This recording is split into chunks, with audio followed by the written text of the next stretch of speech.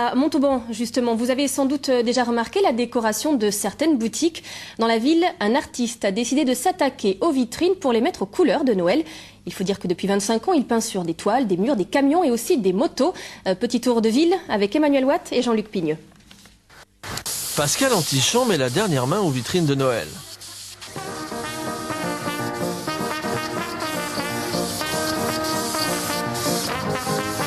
Les tontons flingueurs sont apparus sur les portes de ce troquet de Montauban.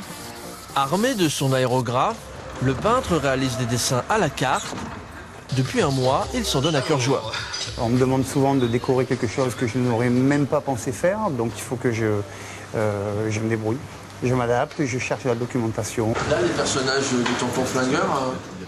Les personnages m'ont été fournis, les modèles m'ont été fournis par le patron de l'établissement. On ne devrait jamais quitter Montauban. Tout au long de l'année, le dessinateur réalise des peintures murales pour des boîtes de nuit ou des bowling un peu partout en France. Mais à l'approche des fêtes de fin d'année, on retrouve de ses œuvres un peu partout dans la ville, façon puzzle.